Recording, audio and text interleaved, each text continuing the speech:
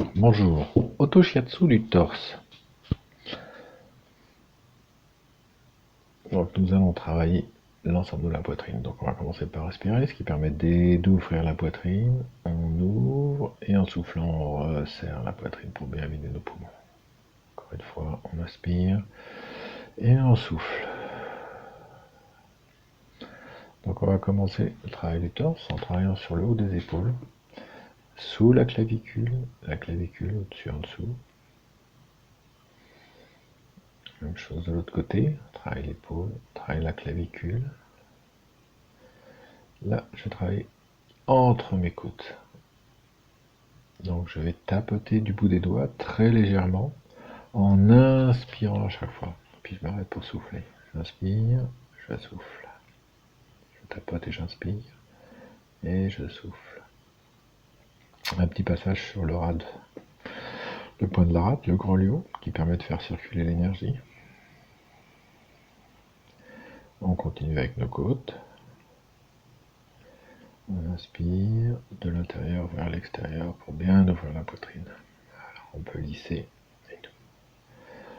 Maintenant, on va parler de nos côtes flottantes. Donc les côtes flottantes, voilà, quand je vois le squelette par devant, on ne le distingue pas tellement, mais quand je regarde dans le dos, voilà, je vois la côte, la 11e et la 12e côte qui sont attachées à mes vertèbres, mais qui ne sont pas reliées devant. Donc c'est pour ça qu'il faut faire attention. Et quand je descends ma hanche, je tombe sur l'os du pubis devant. Voilà, je travaille entre les deux. Donc là, je repère mes côtes, ma côte flottante, et je vais poser le dos de ma main sur ma cuisse, rentrer mes doigts quelques centimètres en dessous mes côtes. Je vais inspirer et en soufflant, c'est ce qui va me permettre d'enfoncer mes doigts. Pour pouvoir travailler mon diaphragme, voilà, je vous montre, on peut enfoncer ses doigts assez profondément. On recommence en déplaçant ses doigts, on inspire et c'est souffler qui permet de rentrer les doigts à l'intérieur. On ne cherche pas à se faire du mal, on ne cherche pas à se fêler une côte, non, on cherche juste à travailler son diaphragme.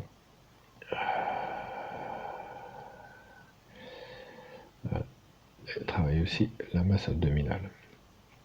En descendant en bas, on va trouver l'os du pubis. Donc l'os du pubis, il est à peu près une largeur de main en dessous de mon nombril.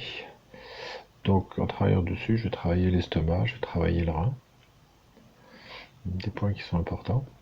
Et puis maintenant, je vais travailler le vaisseau conception. Le vaisseau conception part de mon entrejambe, passe par mon nombril, il passe au milieu de ma poitrine et il arrive jusque sur ma lèvre inférieure. Donc voilà, donc je vais chauffer ce vaisseau conception. Voilà, toute la partie qui est sous le torse, je vais la chauffer avec mes doigts. Je vais marquer un peu plus précisément, voilà, entre mes seins, le point du vaisseau conception qui permet d'ouvrir la poitrine. Et juste en dessous de mes clavicules, on va retrouver les deux points du rein. C'est pareil que je peux tapoter pour pouvoir me recharger en énergie. Voilà, ça c'est pour la partie de devant. Quand on regarde le dos, en bas de la colonne vertébrale, j'ai mon sacrum, avec les trous sacrés. Donc on va travailler le dos, on va commencer par travailler un peu plus derrière l'épaule, aller du côté de l'omoplate, voir ce qu'on peut attraper comme chair pour essayer d'attraper aussi en passant par-dessous le bras, pour pouvoir travailler l'omoplate lui-même. Pour faire ça, je vais m'aider de mon autre bras, pour pouvoir pousser, pour pouvoir aller plus facilement derrière. La même chose quand je travaille l'omoplate.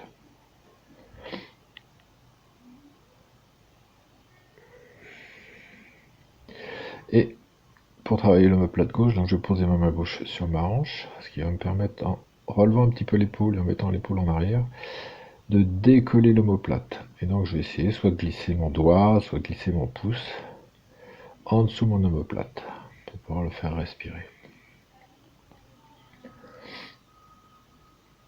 Ma colonne vertébrale, alors pareil, j'ai le vaisseau gouverneur, qui est le pendant du vaisseau conception qu'on a vu devant. Donc je vais frotter au niveau de ma colonne vertébrale pour pouvoir réchauffer, redonner de l'énergie au vaisseau gouverneur. Et avec les poignets bien souples, et ce sont les doigts qui vont tapoter. Et donc voilà, donc je tapote du plus haut que je peux jusqu'au fessier. On va s'intéresser au sacrum maintenant. Donc au niveau du sacrum, j'ai mes hanches ici, j'ai mon sacrum qui est là, donc je vais pouvoir masser le sacrum, masser les trous, mettre mes pouces dans les trous et masser toute cette zone-là. Je peux aussi la chauffer. En ce qui concerne les fessiers, nous avons la sortie de la vésicule biliaire. C'est un point, généralement c'est le point qui nous... C'est la douleur qui nous prend dans les fesses quand on a une sciatique. Donc voilà, on peut les tapoter plus ou moins durement. En vous remerciant beaucoup.